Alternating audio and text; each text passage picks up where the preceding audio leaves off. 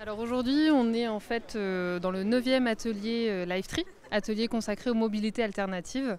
Donc c'est un atelier en fait qui est ouvert à tous et l'objectif c'est de tester d'autres moyens de transport, des mobilités douces dans une logique de développement durable tout simplement.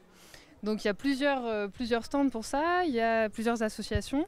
Il y a donc l'association Le Grand 8 qui propose des vélos spectaculaires, fun et décalés à tester.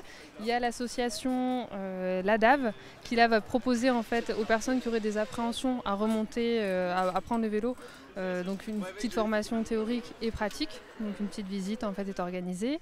Il y a un autre stand où là c'est pour permettre, donc animé par les mains dans le guidon, c'est pour permettre aux personnes qui auraient un vélo à réparer de faire la réparation. Et il y a également, mais là plutôt ciblé, dédié aux salariés, un stand en fait ce qu'on appelle une permanence mobilité, c'est-à-dire que les salariés de l'Université catholique de Lille qui voudraient emprunter d'autres moyens de transport que la voiture peuvent avoir des renseignements, des informations concernant les services qu'on leur propose au sein de l'université. Près de trottinettes électriques, vélos, Vélil, cartes mises à disposition, etc. Alors, le but de ces ateliers, c'est toujours de faire connaître Livetree, qui est le programme pour la 3e révolution industrielle dans les Hauts-de-France de l'Université catholique de Lille. Déjà, le plus compliqué, je pense, c'est de lever les barrières, en fait, les freins. Des fois, se dire, comme je disais tout à l'heure, monter sur un vélo, parfois on a quelques a priori, quelques appréhensions. Quand on monte sur un vélo fun et décalé un peu plus compliqué, finalement, on se rend compte que c'est pas si difficile et que ça nous procure aussi du plaisir. Et c'est ce qu'on cherche aussi à prouver.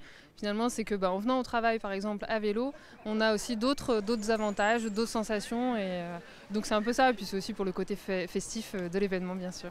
C'est pour faire changer les mentalités. Je voulais juste aussi préciser qu'on peut expérimenter la Zoé, donc le véhicule électrique de l'université. Alors, qui peut reprendre le véhicule Zoé? C'est en fait tous les salariés de l'Université catholique de Lille. Il suffit de déposer en fait son permis, d'avoir au préalable déposé son permis auprès de la DMG. Et ensuite, pour les déplacements professionnels, bien sûr.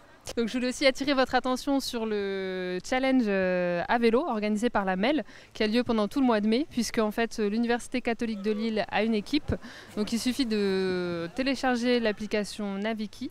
Naviki, et puis de rejoindre l'équipe, c'est-à-dire que on pédale à vélo, les kilomètres sont comptabilisés et puis on est en concurrence sympathique avec les autres entités de la métropole.